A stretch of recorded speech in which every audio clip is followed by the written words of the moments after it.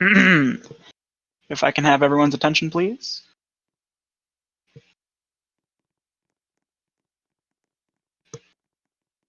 Thank you for your continued cooperation and respectfulness during this event.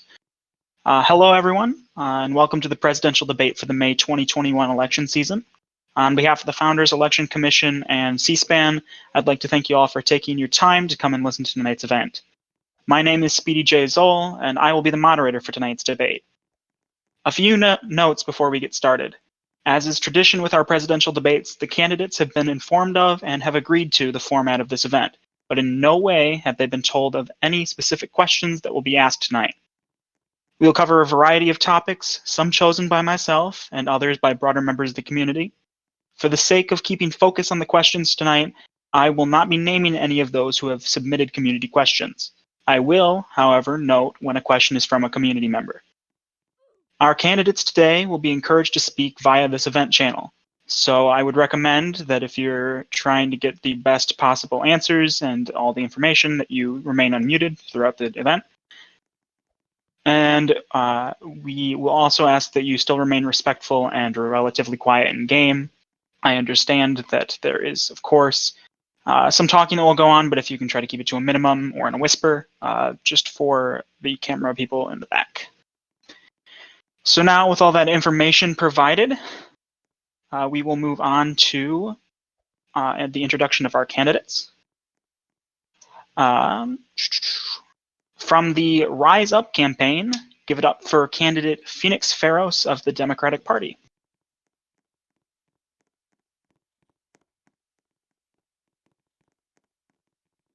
If she would like to come out. There we are. All right, cool. Welcome, Phoenix.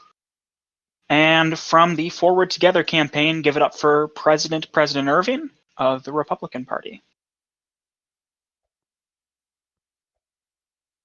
All right, welcome to you both. Thank you for taking your time to be here. Now let's get right into the debate. We'll begin by talking about foreign affairs, specifically the drama with the United Nations. Let's start with you, Ms. Pharos, and I will bring you up on the stage here shortly after I answer the question, or after I ask the question. What is your stance on the United Nations, and why should voters choose it over current policy? And let me find you in the, all right, there's that invitation.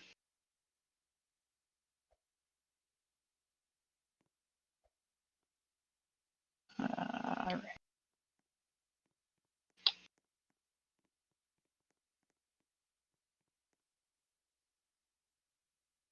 Can you repeat the question?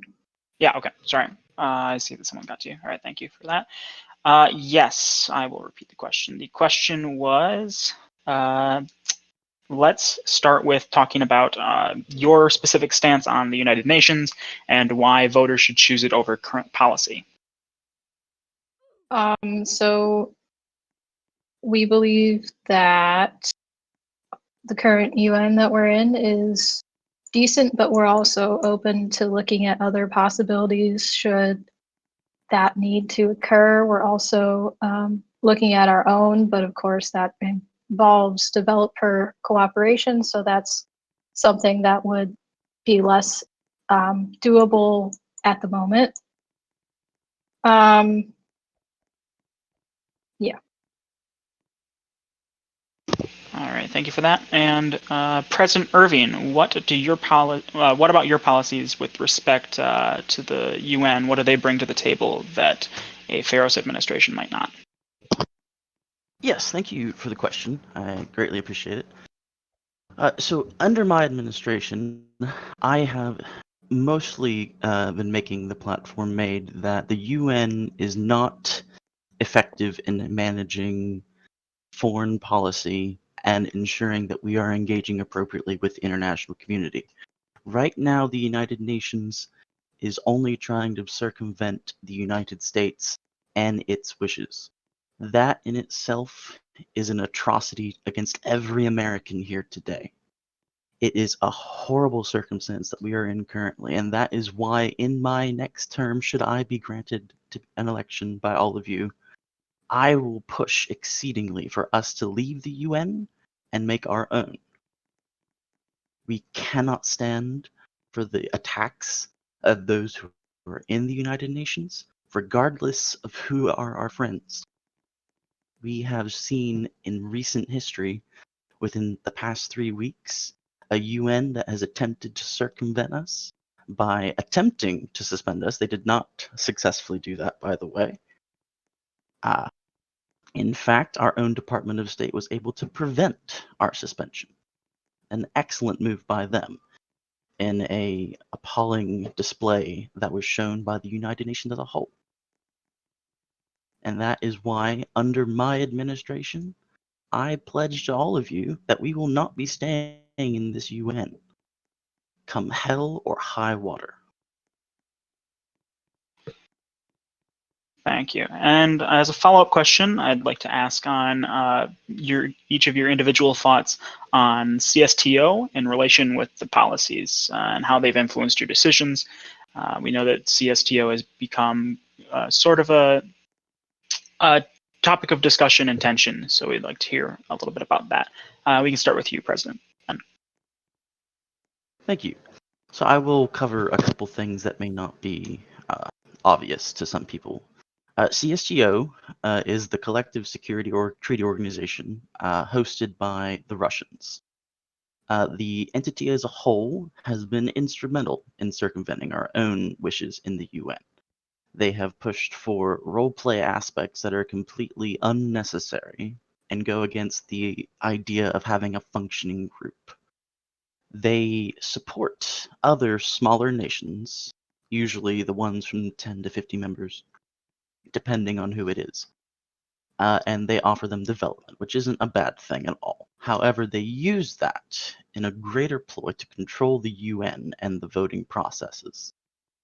We've seen that recently with their attempt at suspending us. The only thing that saved us from that exact predicament was a veto in the Security Council and then a mismanaged election in the General Assembly, which happily I can say the Department of State pointed out to the Secretary General and completely changed the outcome of that vote. Now, CSGO in particular are the ones that we are truly going to war with right now. Yes, we declared war against Turkey, but they are backed by the Russians and thereby CSGO. They are the ones that we will not, they're the ones that we will be going to war with in the event that we have battles and raids. We will be fighting their troops as a whole, not just Turkey. All right, thank you for that. And we will touch on the war with Turkey a little bit later. Ms. Farros, anything to add to that? Any disagreements in your policies? I would say that this is probably one of the few times I'll agree with Ben on that. Yeah. All right, good to hear some agreement among the ranks. And speaking of the war with Turkey, another closely related yet hotly contested foreign affairs topic is that war. A member of the community has asked, and I'm sure that all of us are curious, what are each of your stances on that war? And Ms. Farros, let's start with you. We feel that the war was justified because it was an act of terrorism. However, we also feel that we would like to end the war because although we recognize it gives USM a lot of activity, we still don't like the idea of being at war consistently. All right, and as a follow-up, should the American people always expect a diplomatic stance to be at the forefront of a Farros administration's goals?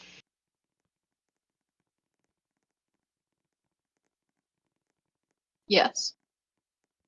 All right. And President Ben, how does your position differ?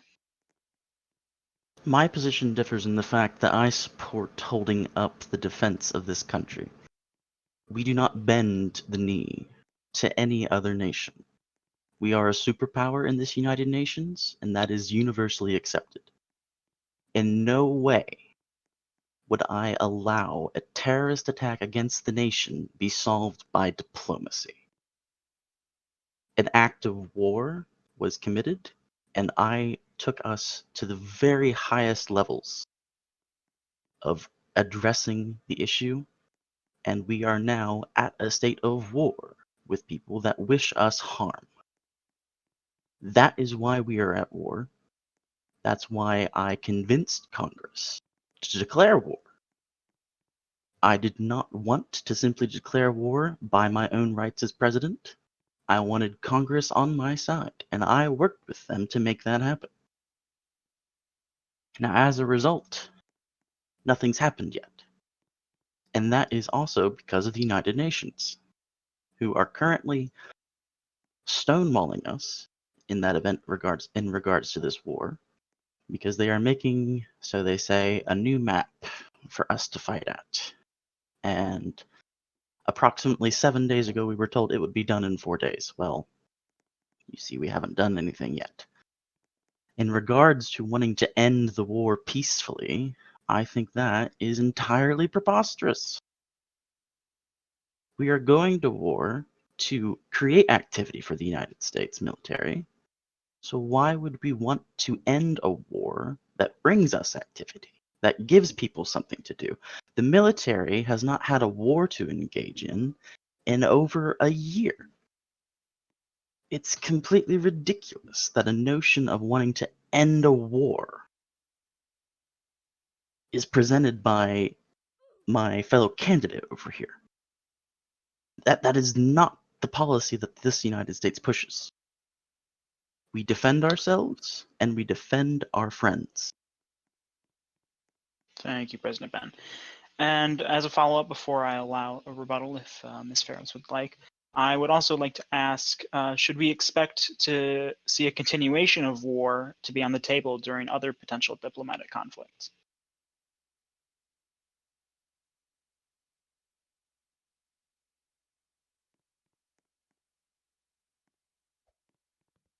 Mr. President? Yes, sorry. Yes, we will continue to engage in war if we are continually attacked by other nations. Diplomacy is a wonderful tool that we have at our disposal. The Department of State has done a wonderful job in ensuring that diplomacy remains at the forefront of our policy. We have worked with our friends in the United Nations exceedingly. We've held numerous state visits where we have received bounds of support from them. And right now, diplomacy is in a state that I can say is strong, regardless of the fact that we had to go to war with an enemy. See. And Ms. Ferris, would you like to rebuttal any of the comments that your opponent has made? What it seems to me like he's saying is that war is the only reason for activity, which I find completely ridiculous because there's many ways to increase activity. I'd also like to say that foreign relations are incredibly important. It doesn't matter who it's with. So ending something peacefully is how you maintain those relations, not with just the country you're at war with, but with other ones that may or may not support them. I see. President Ben, anything to add? I do, yes. So what my fellow candidate over here seems to not realize is that war is a peaceful end to our situation.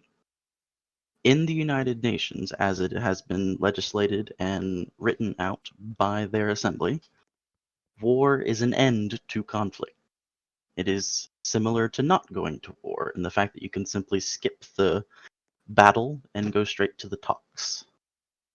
At the end of every war, there is going to be a time of peace. The only difference is that right now we want to fight to hold them accountable. Hold them accountable for attacking us, and hold them accountable for their hypocrisy in the United Nations. All right, and then Ms. Ferris, if you'd like to add one last word on this before we move to a different topic, if you have anything else to add. I have nothing else to add. All right, then let's move on. And briefly, before we move on to the very next topic, I was also curious to know if each of the policy positions that you have been in, you have been taking into account USM and our general national defense priorities. I assume that to be true for both of you, but I would just like to clarify to the American populace that may be the case. So, but you can feel free to respond. Just a one-word answer is fine. From either of Yes. you.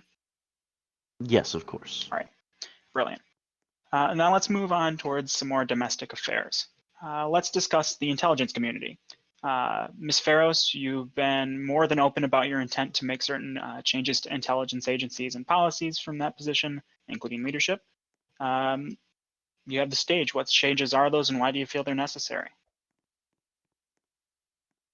Noticed is that the war with Turkey had certain intelligence been working at their proper levels, should have been able to detect this type of thing.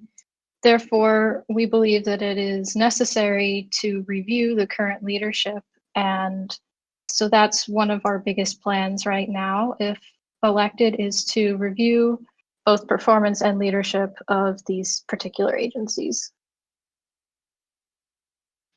I see. And President Irving, do you share the same concerns that Ms. Farros shares about our intelligence community? Not in the least. I know for a fact our intelligence community is by far the most active and efficient it has been in many months, since before the days of President Hobo. We can thank our own creator and operator of Echelon for its success in some instances, for bringing data that we can analyze perfectly to the forefront of our own operations. In terms of the war, I don't understand how you could possibly predict an attack on a virtual game, but I'll entertain the subject, I suppose. The most we can do, possibly, to prevent an attack is to have some type of intelligence assets in other countries. Of course, we can't possibly talk about whether or not we do that, but I can say that it's against international law to do so.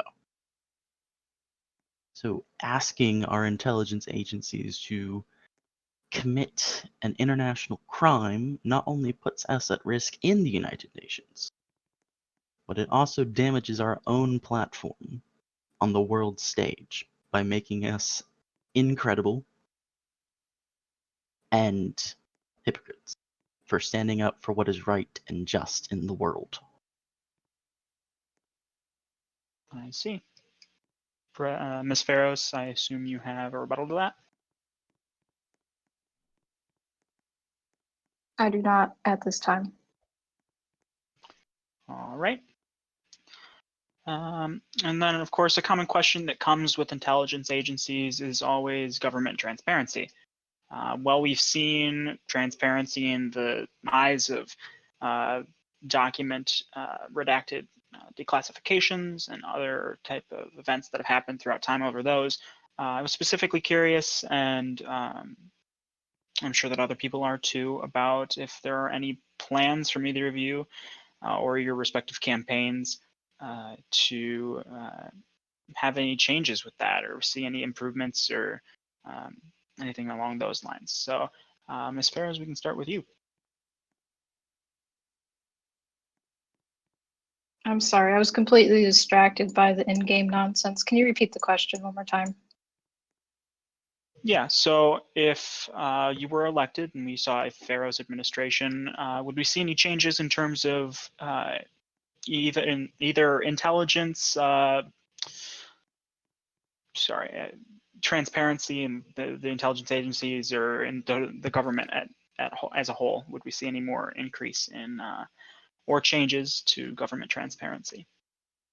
Yes, so we believe that it is important for the people to know what's going on. Therefore,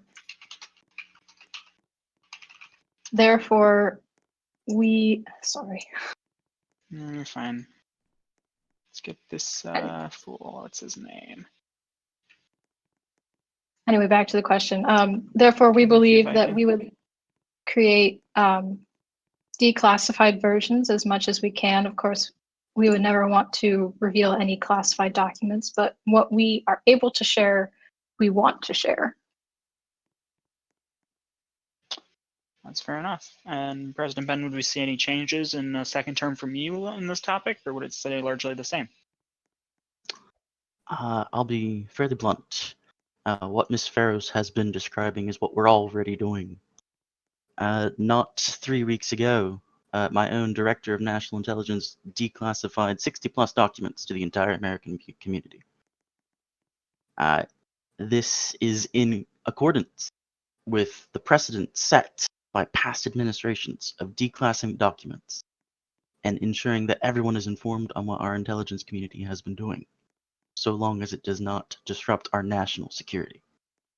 In that regard, I will continue the practices of the old and improve them where they can be in the future. But no specific improvements that you can see at this time.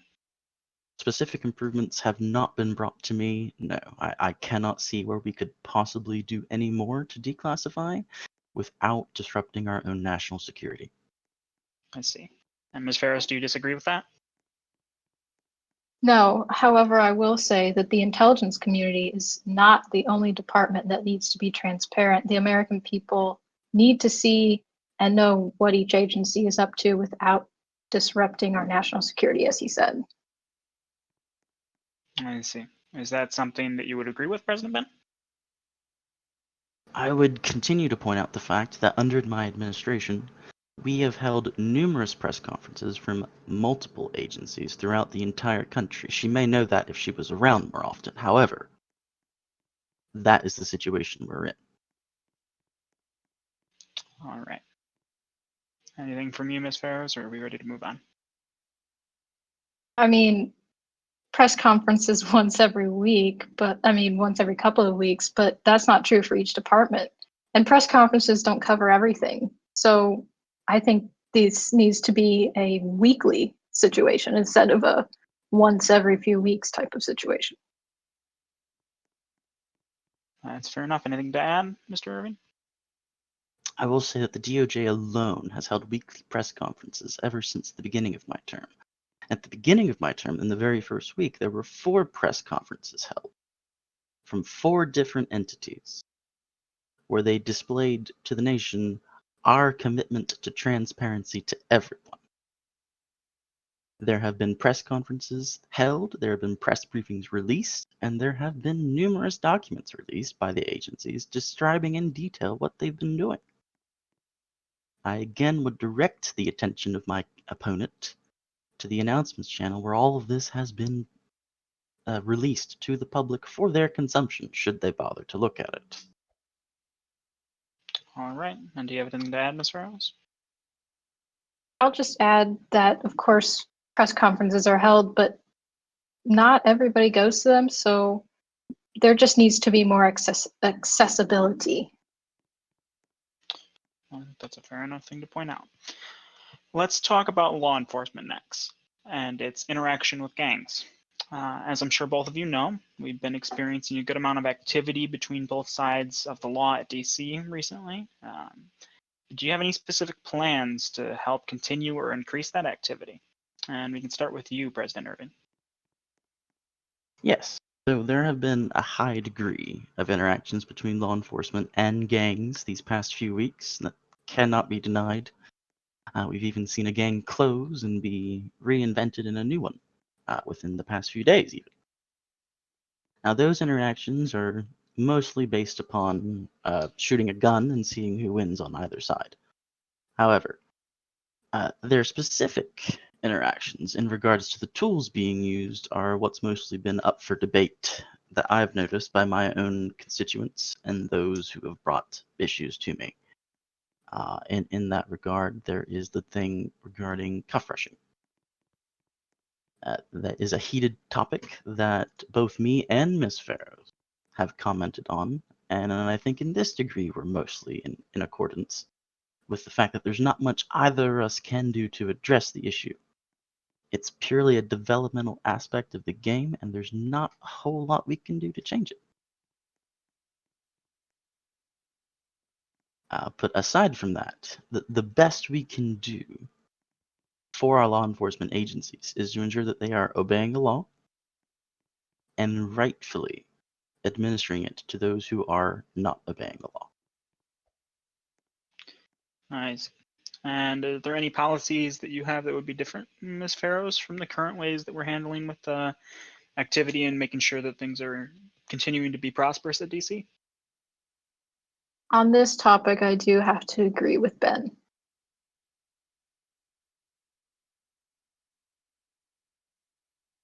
Well, I see. That's, like I said, good to see some agreement among the ranks. So um, I'd also like to bring up and see if there's any changes that either of you have for any specific departments. I've heard some rumors around, and I'm sure that the American people and the general public that are listening today that haven't been exposed to each of your platforms might be interested in. So, Ms. Farrows, we can start with you if you have any of those. I would bear with her for just a moment, Mr. Moderator. It's fine. Is there a... Yes. I ask that you please repeat the question. Yeah, you're fine. I understand. I was curious as to, in the same vein, of course, departmental changes, anything that we might have not heard from your campaigns, people who haven't been exposed to both sides or have been more or less neutral, might be interested to know if you have any specific changes for anything specific that they might currently be involved in. So if you have any departmental changes, anything you'd like to bring up to the table, feel free. As of this moment, we don't have anything specific that we wish to change. It is, from our perspective, more about reviewing what has been done in order to make those changes later on. I see. And President Irving, I'd assume that if you had changes, you'd probably made them. But is there anything you're looking forward in the future to say that you want to see changed, or? Yes, actually, and I'm glad you brought that up. Thank you for mentioning it. In the future, I do want to begin a new way of disseminating intelligence to our own department leaders and secretaries as well. At the moment, and it's been brought to me just within the past few weeks, that people aren't necessarily getting all of the intelligence they need to do their job, and that is a side effect of the fact that we have been trying to centralize intelligence as a whole. What we want to do in the next term is to create a system where we can publish weekly briefs for every single department head and directors as a whole. This would at least get them up to date on what is currently known and what can be done to prevent any security breaches in the future. Well, I see. It's definitely good that we have plans. So, all right. All right, let me look at my document real quick.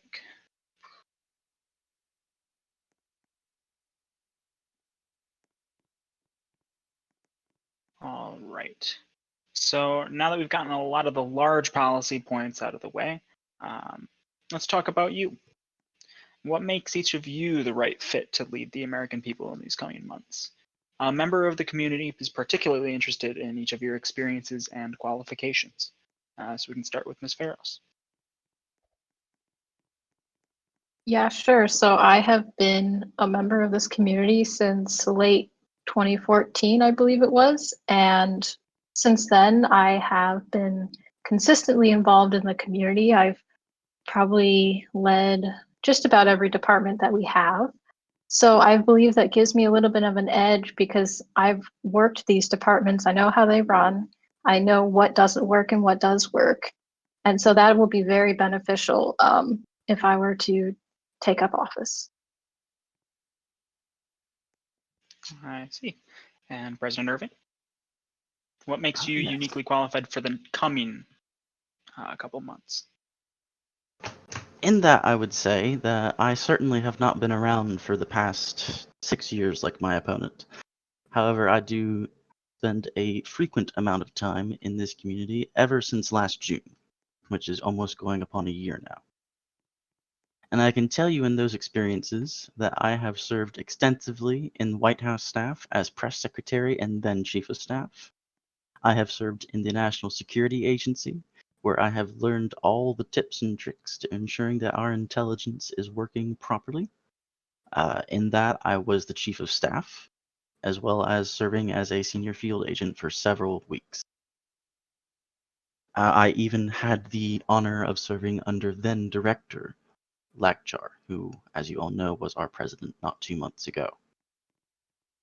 With those experiences behind me, I can say right now that I am the best pick to run this country, not because I've proven it within the past 2 months, but because I have the strength, charisma, and knowledge to run something that isn't more than 6 years old.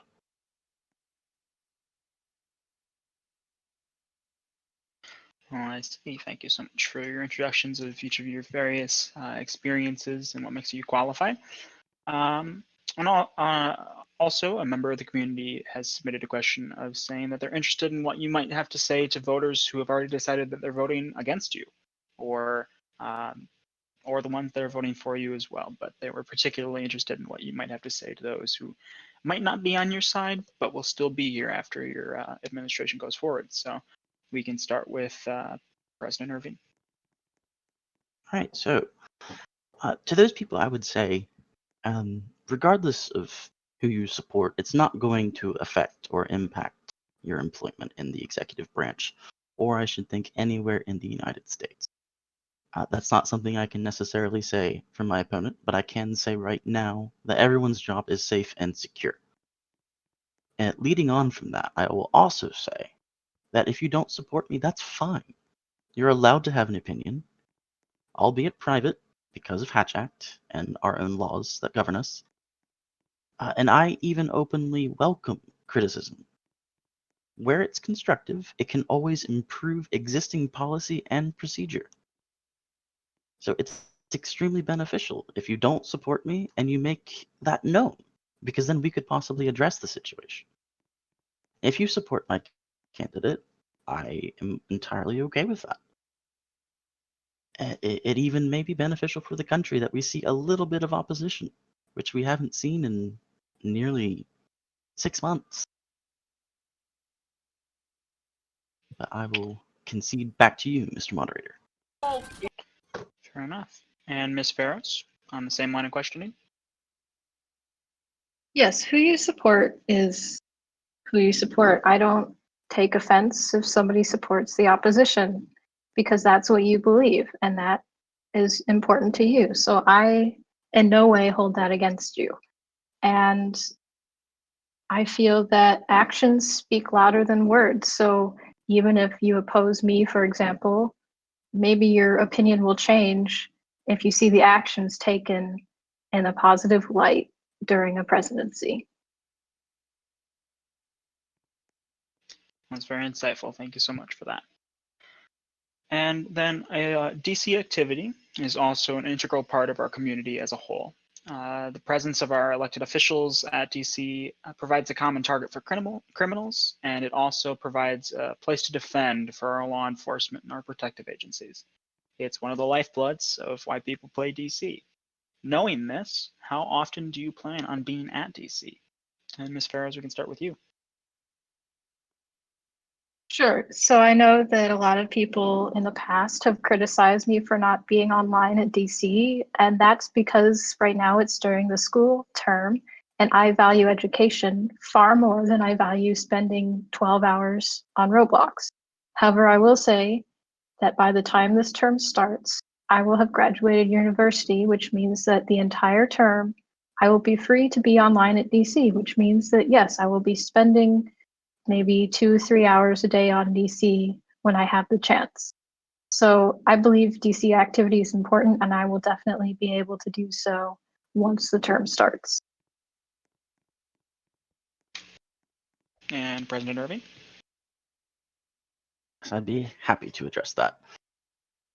It is no small secret that I am by and large the most active president this country has seen in at least my existence in this group.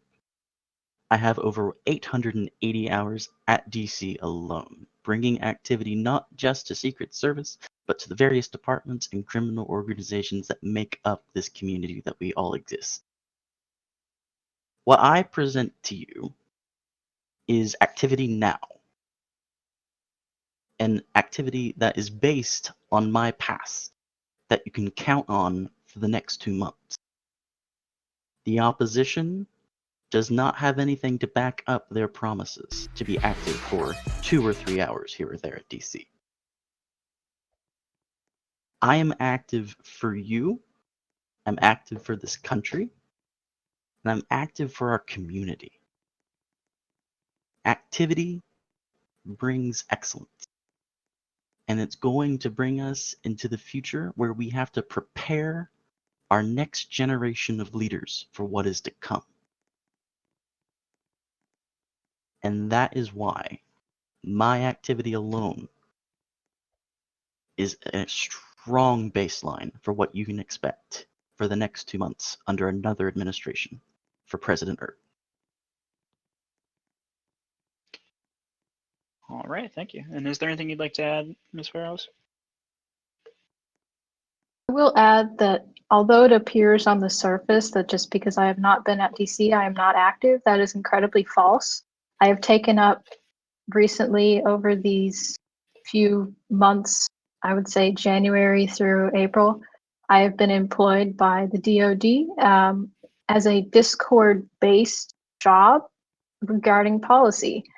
So I do a lot of things behind the scenes that don't require DC activity.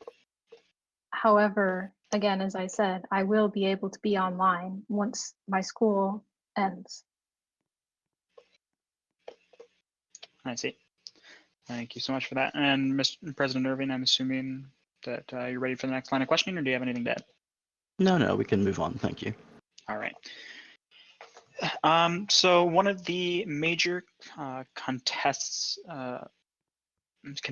questions that we've had from the community has been a fair few that have nudged towards pointing out inconsistencies with an opponent's campaign, or trying to quote unquote call out each of you for various different things that your campaign has been responsible for. Well, I'm not going to ask any of those specifically because a lot of them were derogatory, and a lot of them were, fueled by the political discourse that we all get into as politics goes through. I did want to open up the floor and ask if there's anything that either of you would like to say, whether it be about the accusations hurled at your campaign or against your campaign that you may have heard of. Give you a chance to address those and let the American people hear what you have to say on that. So, President Ben, if you have any of those. Yeah, sure. No accusations have been personally made against me in recent light that I can recall, at least from the past few weeks. There have been a couple things regarding my running mate and vice president for Pugner, but they were all exceedingly derogatory. I respect the fact that some people may have taken offense, and I will say that my conscience is clear, because I know that my running mate is the best vice president we've had in such a long time, since the days of Vice President Trivlax under the Varkson administration. But personally, for me and my campaign, I am content and happy to say that I have fulfilled my duty to provide to you all a good, honest campaign for the country. All right, thank you for that. And Ms. Farrows, on the same topic, if you have anything you'd like to address, feel free to do so. Yes, there were two in particular that everybody is aware of, I'm sure. I will not reiterate them specifically, but I will say that one was against our campaign as a whole, and one was against the vice presidential candidate.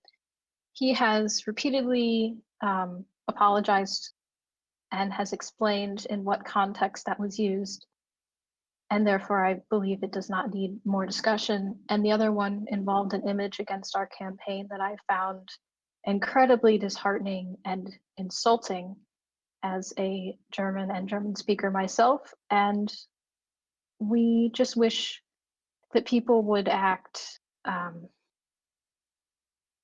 more professional in these cases, because these things do sometimes personally hurt people, and we in no way are represented by these things.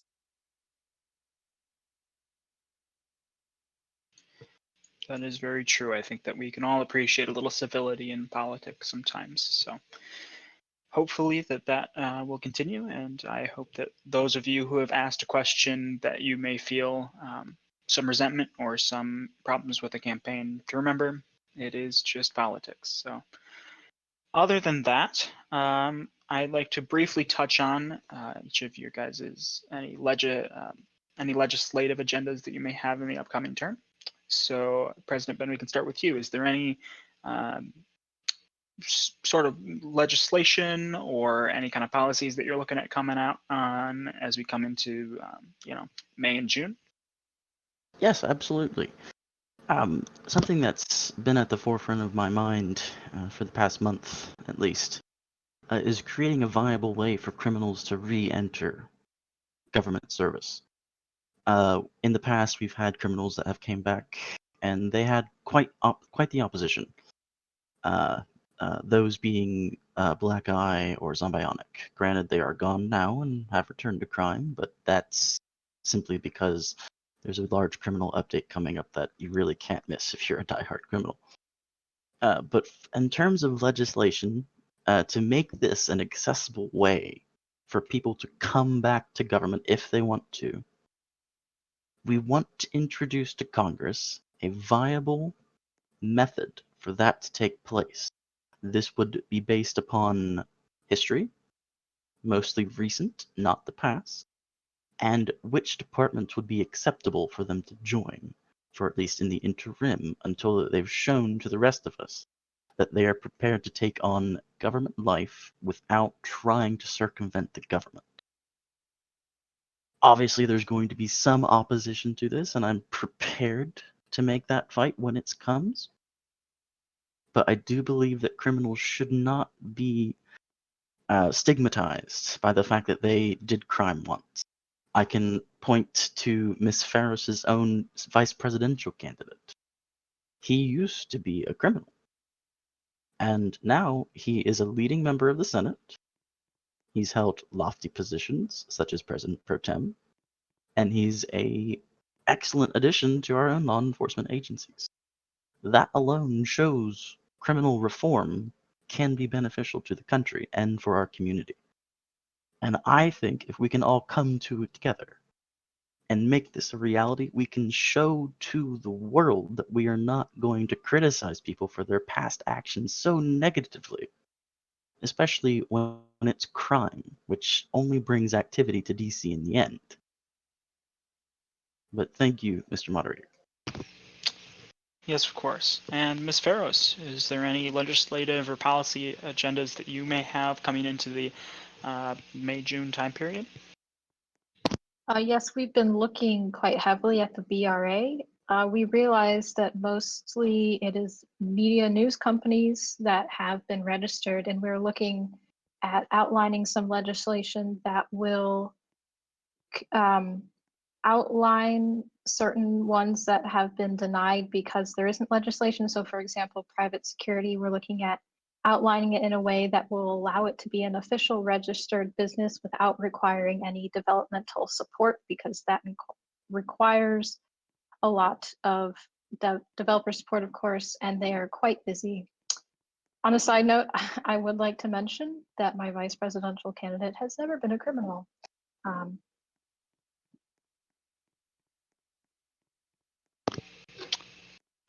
Fair enough. President Irving, would you like to respond to that? Or are we prepared to let I that go? would like I would like to touch on just a little bit, not the vice You presidential may. thing, because that's universally accepted. He has been.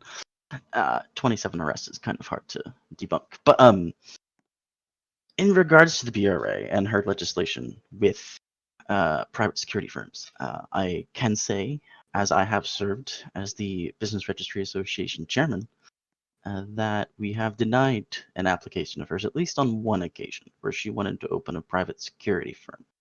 So whether or not her intentions are for herself or for the country are brought into some question, But I will say that no legislation exists for the BRA to make capable decisions about whether or not a private security firm is viable to exist at DC.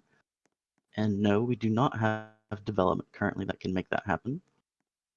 But it just seems like a amalgamous conflict of interest at the moment for me. Ms. Farrows, I assume that you'd have a rebuttal to that? Yes, the company that I own is in no way came into account when looking at this legislation. It is in fact not even running at the moment. It has been inactive for many months. This comes from the fact that private security firms are known creators of activity because international companies want to be able to operate within other nations. So that's just one way of bringing in more activity. I see. President Irving, anything else to add? Just a brief comment. I'm not sure a person who has been so inactive in the past is quite the authority that we want on how to bring activity to DC and the country. That's all from me. I see. Ms. Farrows, I would assume that that's something that you'd like to reply to. Appearances are deceiving. I have been at DC more than you think, and that's not where the activity perception should come from. The fact is that because I've done this for so long, I know what brings in activity, despite being in game or not. So that's just one reason for this legislation to be proposed for the purpose of activity, regardless of my own personal activity.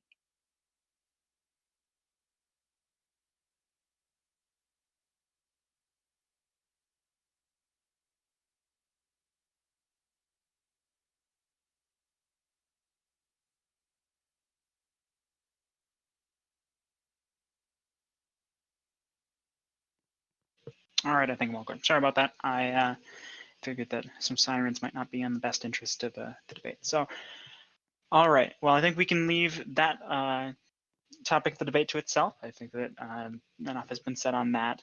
That being said, I did allow for President Irving the opportunity to criticize Ms. Farrow's legislative agenda, so it's only fair. Ms. Farrows, would you have anything to say on President Irving's agenda?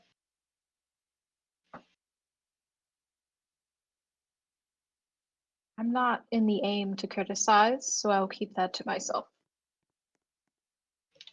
All right. Well, that does it for the debate portion of this debate. I do not have any other questions, and I have not received any other community questions at large that have been approved. As much as I would love to offer the general debate up to all 90 people here, I'm sure that the candidates themselves would appreciate me not springing that on them. So I would direct you, if you have any pressing matters that you would like to hear from each of the candidates, I'm sure, and they can address this themselves if this is untrue, but I have known they've been accepting questions from their community discords and their campaign discords. So feel free to reach out to them, and we can get started with closing arguments. So we can begin closing arguments with Ms. Farrows, if you have some. Don't feel any All pressure I if you will don't. say, all I will say is that it's up to you. It's up to the people to vote, and it's up to them to read both platforms and decide for themselves. So I will not say one is better than the other, but just make the choice that is right for you. Well put. And President Ben, your closing statements. Thank you. So, my fellow Americans, I have been your president for the past almost 2 months. I have served this country with distinction in the National Security Agency, the White House staff, and the Business Registry Association. I have done what I believe has been my very best work for this community. And I can tell you right now that if you want to continue to have a prosperous and leading country on the world stage, vote for my campaign. Vote for me and my vice president, because we are going to work for you. Continue building the bridges that we need as we move into the future, as we move forward together. Thank you. Well, let's give a hand to both of our candidates.